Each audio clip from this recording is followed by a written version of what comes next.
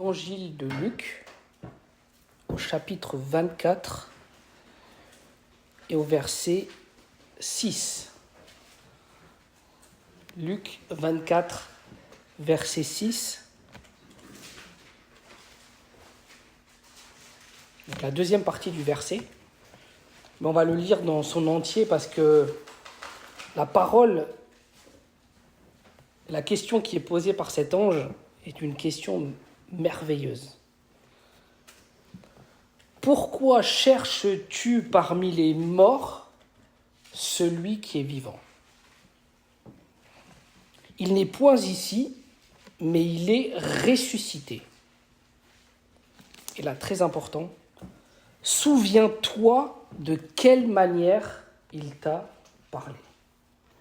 Donc l'enseignement de ce soir, ça va être sur la connaissance, le savoir véritable et biblique de ce que Dieu t'a dit pour que, lorsque tu passes dans une situation difficile, tu te souviennes de la manière dont Dieu t'a parlé dans son exactitude. Parce que là, il y a eu un événement particulier, un événement fort, où Jésus avait donné sa vie à la croix, et les disciples, ils ont pensé que tout était fini. Et ils ne se rappelaient plus les paroles, les promesses et les prophéties que le Seigneur donnait sur lui, sur son œuvre et pourquoi il est venu sur terre. Et plusieurs fois, il a rappelé à ses disciples, je suis venu ici pour donner ma vie, mais je ressusciterai 3 jours après. Donc c'était ça la parole qu'il avait donnée. Et ses disciples auraient dû retenir cette parole dans le moment difficile lorsque le Seigneur a été crucifié. Et donc le Seigneur te pose cette question à toi aujourd'hui, dans un moment difficile. Est-ce que tu te souviens de la manière dont Dieu t'a parlé par rapport à cette situation ?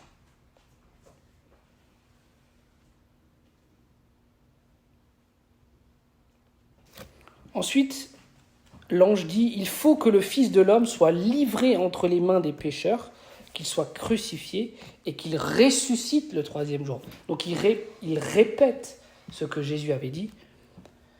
Et nous, notre merveilleux enseignant est celui qui nous rappelle les promesses de la parole de Dieu. C'est le Saint-Esprit, l'esprit de sagesse et de révélation qui a pour but, qui a pour souhait de nous rappeler les promesses du Seigneur dans les moments difficiles, dans les moments bons et agréables, mais surtout dans les moments difficiles. Et au verset 8, il est dit « Et elles se ressouvinrent des paroles de Jésus. » Et ça leur a permis d'avoir à nouveau un espoir. Mais le Seigneur, ce qu'il souhaite pour nous, ses enfants, c'est que nous n'oublions jamais les paroles qu'il nous a dites dans les moments difficiles. Une parole de Dieu inversée nous permet de tenir fermement dans une attitude de foi, de persévérance dans la promesse. Les premiers chrétiens n'avaient que l'Ancien Testament. Abraham n'avait que quelques paroles de l'Éternel, mais il est resté ferme sur cette parole pour tenir bon dans le temps. Et donc, nous avons simplement besoin d'une parole, d'un mot ou d'un verset qui va nous permettre de tenir, de persévérer, d'être dans la foi et de voir ensuite dans nos vies le résultat souhaité. Donc il est important que tu puisses connaître dans ton cœur les promesses et la parole de Dieu, afin que ces paroles, que ces promesses soient ancrées au plus profond de ton cœur par la révélation qui vient du Saint-Esprit. Pas une compréhension intellectuelle, pas une compréhension dans la tête, mais une compréhension dans le cœur. Une assurance profonde, une connaissance biblique et véritable. 2 Corinthiens 11, 6 nous dit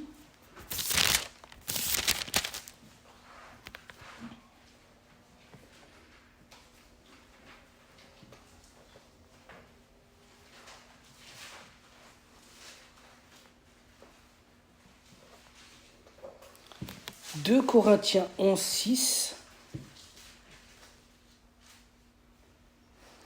Si je suis un ignorant sous le rapport du langage, je ne le suis point sous celui de la connaissance.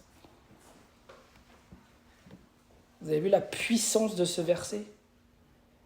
De la connaissance biblique par l'Esprit de Dieu. Parce que c'est cette connaissance-là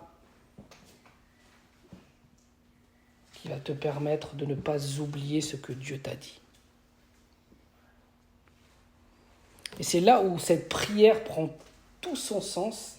Seigneur, je prie pour un esprit de sagesse, de révélation, de compréhension, de qui tu es, de ta parole et de tes promesses.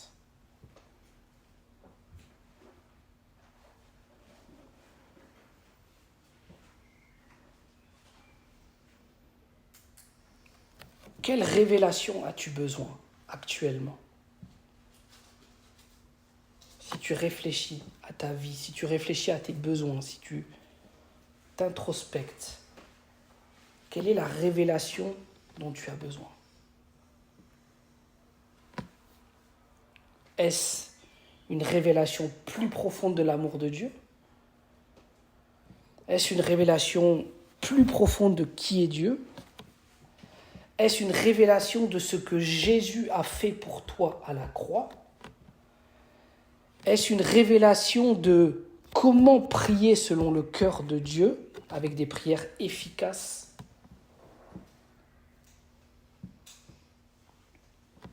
Une révélation pour ta santé, une révélation pour ta famille,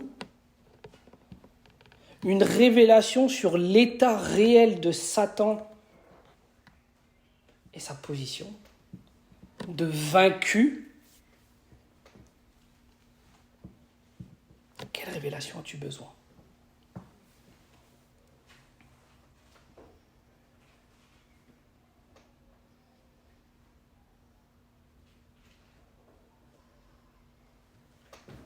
Je pense que le besoin premier du chrétien, c'est d'avoir une connaissance plus profonde de qui est Dieu. Parce que si nous connaissons réellement Dieu, si nous connaissons réellement sa nature et son amour, la crainte part. C'est dit, l'amour parfait bannit la crainte. Lorsque je sais que Dieu, le Père, m'aime, mais réellement quand je le sais, par connaissance et par révélation, je ne peux plus avoir de crainte. Ce n'est plus possible. La crainte est un signe d'un manque de révélation, de connaissance de qui est Dieu.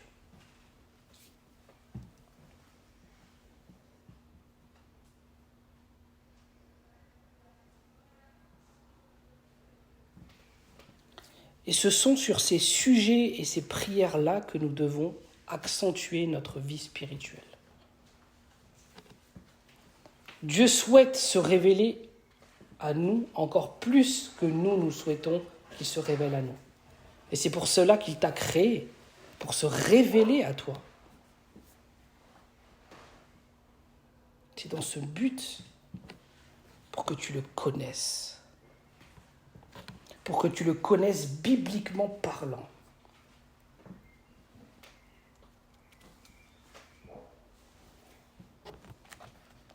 Et que tu connaisses ensuite sa manière d'agir dans ta vie.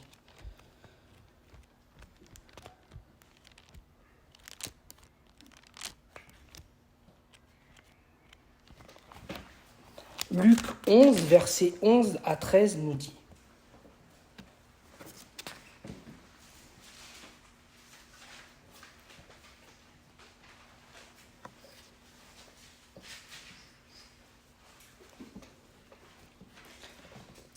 Quel est parmi vous le père qui donnera une pierre à son fils s'il lui demande du pain ?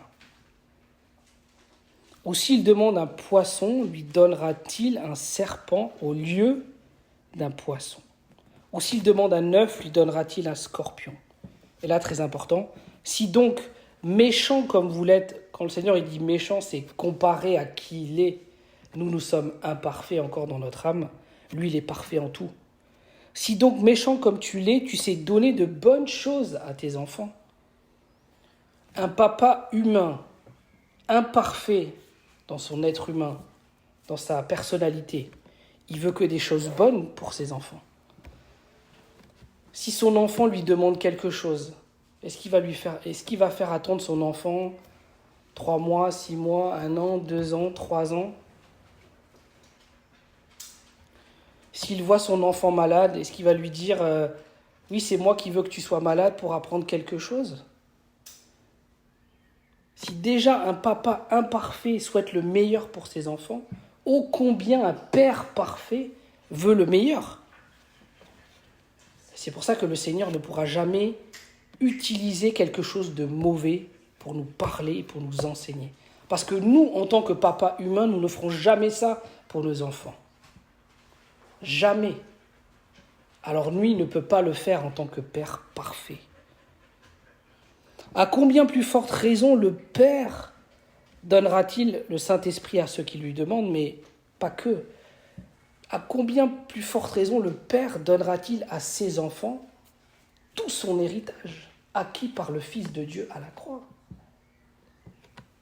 C'est sa volonté. Encore plus que toi, le Seigneur désire te faire profiter dans ta vie de tout le meilleur en Christ. Encore plus que toi. C'est ça le cœur du Père. Le cœur du Père, c'est celui qui s'oublie pour donner le meilleur à ses enfants.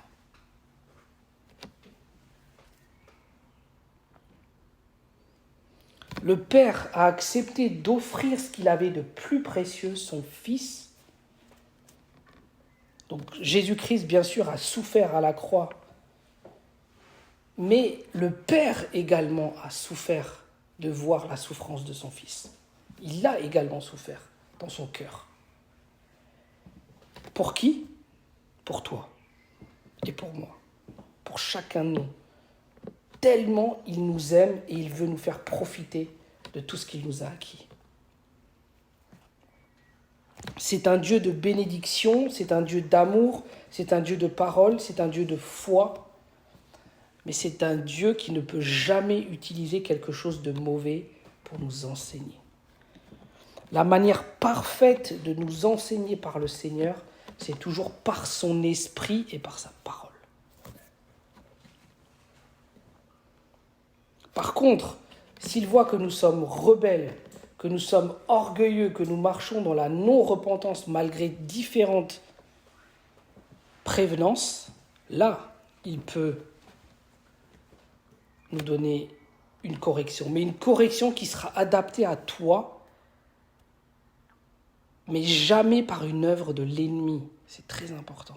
Jamais par une œuvre de l'ennemi. Jamais par quelque chose qu'il a vaincu à la croix. Le Seigneur ne peut pas t'enseigner par une maladie ou par une malédiction. Ce n'est pas sa manière d'agir. Ce n'est pas sa manière d'agir.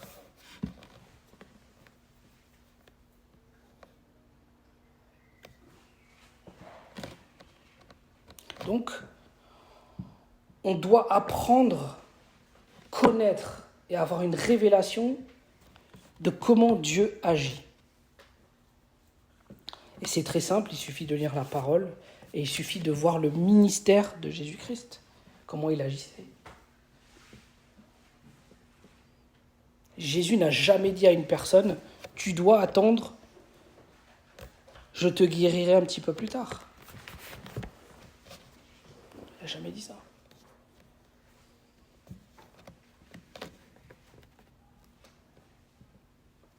Il n'a jamais dit « Je répondrai plus tard à ta prière ». Jamais. Donc, connaissance profonde de Dieu.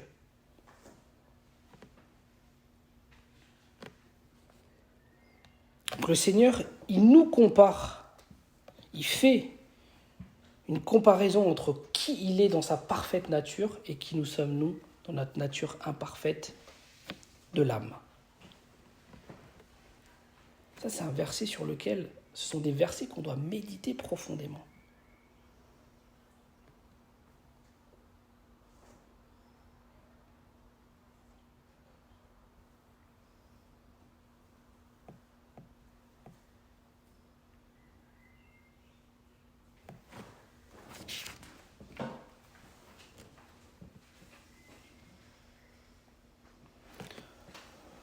nous avons besoin de collaborer avec le Seigneur afin de changer nos pensées.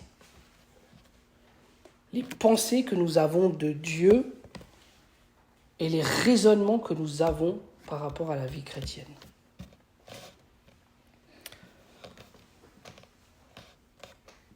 La vie chrétienne n'est pas une vie de mérite. Elle est une vie de grâce. Donc Dieu nous fait du bien parce que c'est un Dieu de grâce, non pas parce qu'on le mérite. Parce que sur la base du mérite, personne ne peut recevoir de Dieu. Car par rapport à ses exigences, dans notre personnalité humaine, pour l'instant, personne n'applique en totalité ce que le Seigneur nous demande. Donc si c'était par rapport au mérite, non. Nous recevons de Dieu par rapport à ce que Jésus a fait. Nous nous approchons de Dieu par rapport à ce que Jésus a fait. Le voile a été déchiré par l'œuvre de Jésus.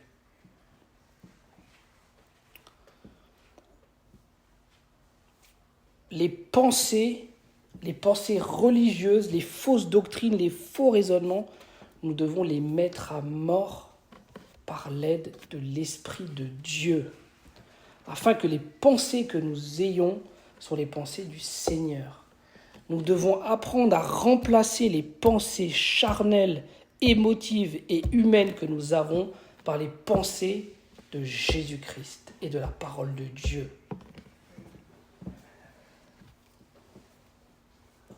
Celui qui est fort dans ses pensées par la grâce de Dieu sera un chrétien fort.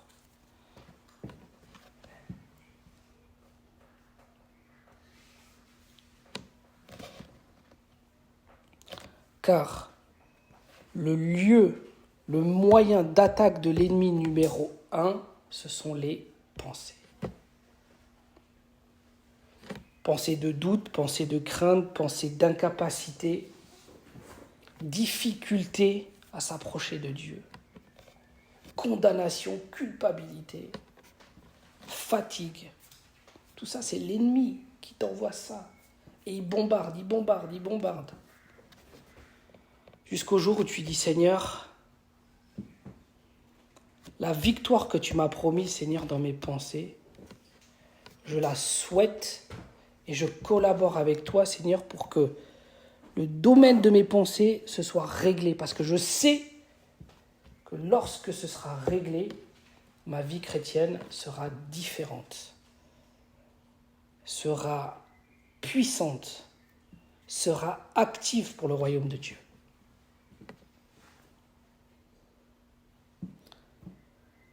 Smith Wigglesworth, un merveilleux serviteur de Dieu, a dit « Satan sait que s'il réussit à dominer tes pensées, il t'a vaincu. » Tout est résumé. Satan sait que s'il a réussi à dominer tes pensées, il t'a vaincu. Alors que c'est lui le vaincu. Donc il y a un inversement des rôles. Donc frères et sœurs, notre objectif premier, ça doit être celui de nos pensées.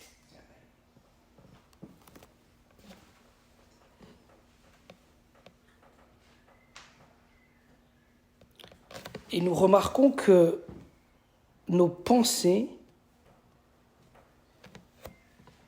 lorsque nous les captivons pas à l'obéissance de Christ, elles vont dans tous les sens. Nous allons penser qu'à des choses humaines et terrestres. Alors que si j'apprends par l'aide du Seigneur à mettre une barrière, la croix au niveau de mes pensées, je serai victorieux. Et comment mettre la croix au niveau de mes pensées? C'est de penser à ce que Jésus a fait pour moi à la croix. C'est là où se trouve la croix, au niveau des pensées. Et Satan ne peut pas passer par la croix. La chair ne peut pas passer par la croix. La mort et la maladie ne peuvent pas passer par la croix. À la croix, tout est réglé et accompli. Donc, tu dois travailler avec Dieu pour tes pensées.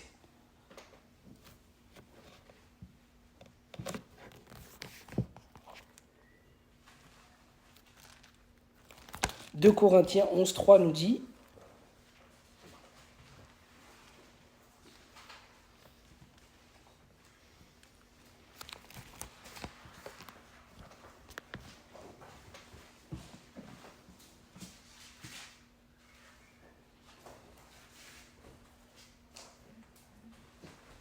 je dirais 3 à 5. 2 Corinthiens 11, 3 à 5. Toutefois, de même que le serpent séduisit Ève par sa ruse, donc la ruse c'est la fraude, le mensonge, les demi-vérités, c'est comme ça qu'il agit. Je crains, regardez, très important, que vos pensées ne se corrompent. Une pensée corrompue, c'est une pensée qui n'est pas fidèle à 100% à la parole de Dieu ou à sa promesse. Ne se corrompt et ne se détourne de la simplicité à l'égard de Christ. Vous voyez ? Lorsqu'on accepte, lorsqu'on croit à un mensonge, qu'est-ce qui se passe ? Il y a une corruption, bien sûr, mais ça nous détourne de la simplicité à l'égard de Christ. Ça nous pousse à toujours faire des choses en plus pour plaire à Dieu. Alors que pour plaire à Dieu, on n'a rien à faire. On a juste à lui donner notre cœur. Pour recevoir la réponse à une prière, on a juste à croire. On n'a rien d'autre à faire. Mais le diable veut nous pousser et nous détourner de la simplicité de Christ, avec des choses à toujours ajouter. Il faut que tu poses tel acte, il faut que tu parles, il faut que tu jeûnes, il faut que tu fasses ci, il faut que tu fasses ça, mais tu te détournes de la simplicité de Christ. Parce que là, tu penses recevoir par toi, alors que tu reçois par lui. Donc l'évangile est simple, et la relation avec le Seigneur est simple. Et il veut pour ses enfants des choses simples. Il veut le meilleur pour nous, mais d'une manière simple.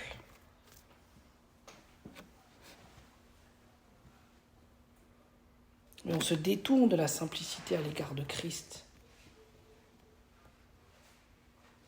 Et quel en est ensuite le résultat ? Car si quelqu'un vient te prêcher un autre Jésus que celui que nous avons prêché, un autre esprit, vous imaginez la gravité, un autre esprit que celui que vous avez reçu, ou un autre évangile que celui que vous avez embrassé, vous le supportez fort bien. Parce que la chair supporte, aime, accepte tout ce qui est fausse doctrine.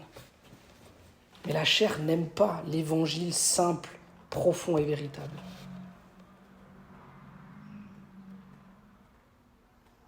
L'évangile qui veut dire la bonne nouvelle. L'évangile qui te dit que à la croix, le Seigneur, il a déjà réglé tous tes problèmes et porté tous tes péchés. Mais bien évidemment, ça ne veut pas dire que ça te conduit à continuer à pécher, bien sûr que non. Mais que si tu pèches, le pardon est disponible. Le sang de Jésus a coulé et t'a purifié, sanctifié de cette erreur. Et quand tu te repens sincèrement, le Seigneur, il te voit blanc comme neige, comme si tu n'avais jamais rien fait.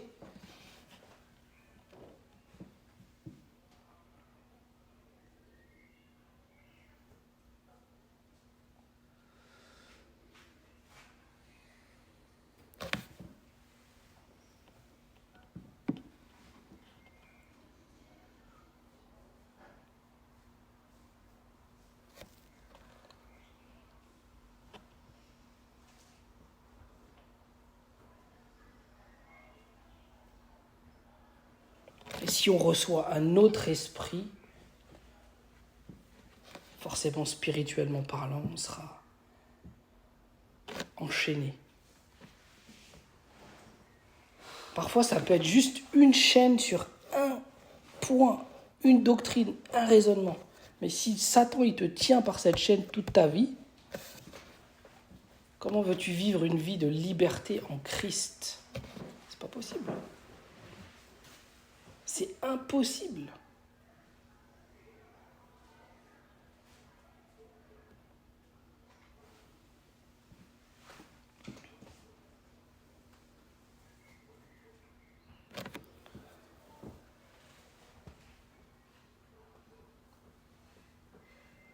Les pensées que tu nourris ou que tu reçois sont-elles basées sur la parole de Dieu? Important. Est-ce qu'elles sont basées sur la parole de Dieu?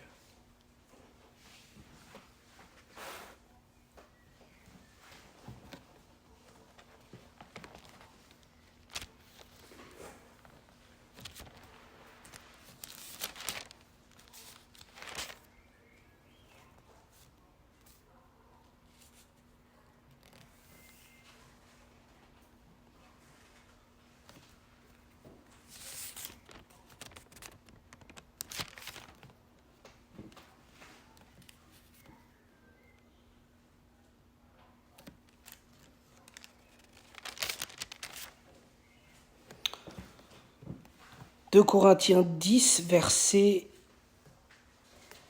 3 à 5. 2 Corinthiens 10, versets 3 à 5.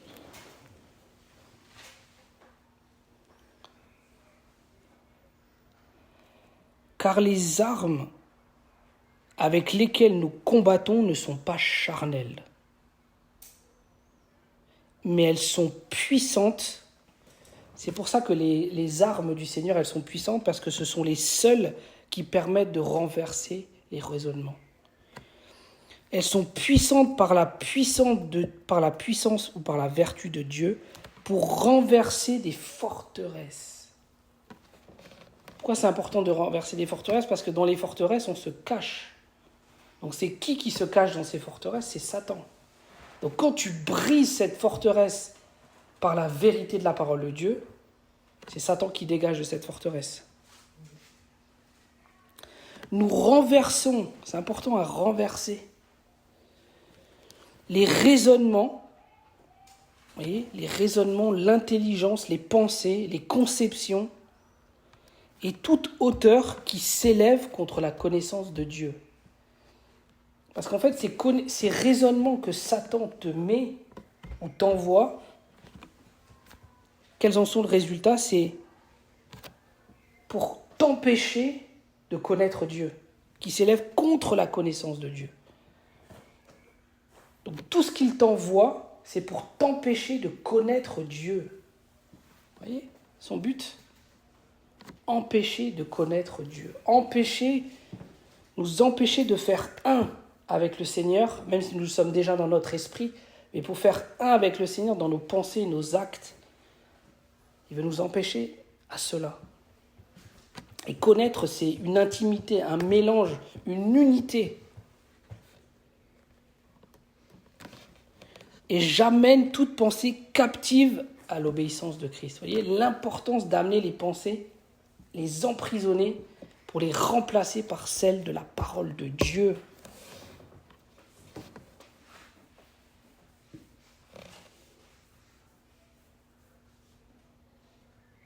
Nous sommes prêts aussi à punir toute désobéissance lorsque votre obéissance sera complète. Ça veut dire que plus tu vas marcher avec le Seigneur et plus les exigences du Seigneur envers toi seront fortes. Si le Seigneur il voit que tu arrives et que tu as compris à avoir la victoire sur tes pensées, il va aussi voir comment tu agis et comment tu réagis.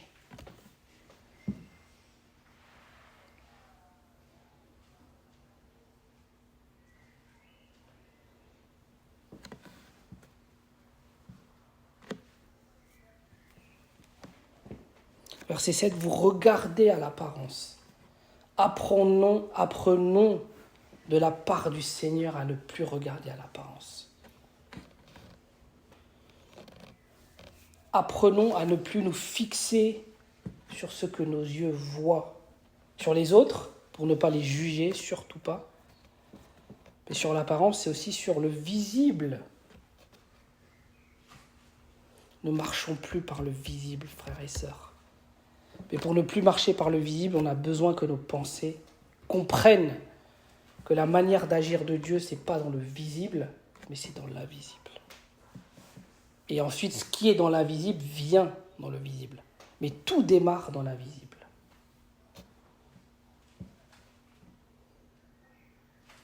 Comme Daniel, lorsqu'il a prié,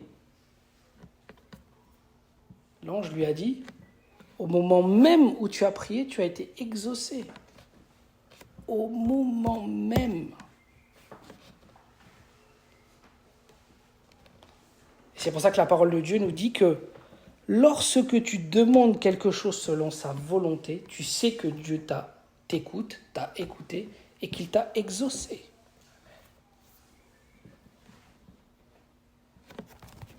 Un merveilleux verset.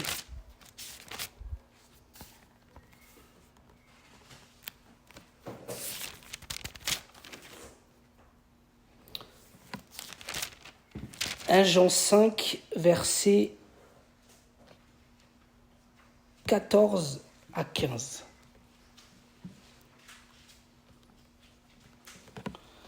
Nous avons auprès de lui cette assurance. Tu vois l'importance de l'assurance? L'assurance, c'est déjà dans tes pensées. Donc il faut déjà que ce soit réglé dans tes pensées, cette assurance de quand tu t'approches de Dieu. Parce que déjà ça, si ce n'est pas réglé, le reste, ça ne peut pas fonctionner. J'ai auprès de lui cette assurance, c'est-à-dire j'en suis sûr. Parce que dans ma pensée, je suis sûr que là, lorsque je m'adresse à mon Père, au nom de Jésus, je sais qu'il m'écoute. J'ai auprès de lui cette assurance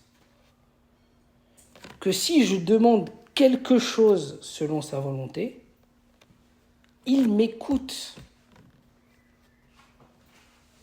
C'est pas juste il m'entend, c'est il m'écoute. C'est-à-dire qu'il est attentif à ce que tu dis, à ce que tu demandes, à ce que tu formules. Comme une personne qu'on apprécie qui est attentive à ce que nous allons lui dire. Vous imaginez l'attention de Dieu pour toi? Est-ce que tu t'imagines quand tu pries, est-ce que tu visualises que Dieu il est attentif à ta prière? Et si je sais qu'il m'écoute, quel que soit ce que j'ai demandé, je sais que je possède la chose que je lui ai demandée. Dans l'invisible, c'est fait. Et après, ça va se manifester dans le visible. Et le Seigneur va te montrer comment persévérer pour que ça vienne dans le visible. Et si ça tarde, surtout ne te décourage pas. Sois attentif à l'Esprit de Dieu qui va te montrer comment tu dois agir, réagir, persévérer dans ce moment-là.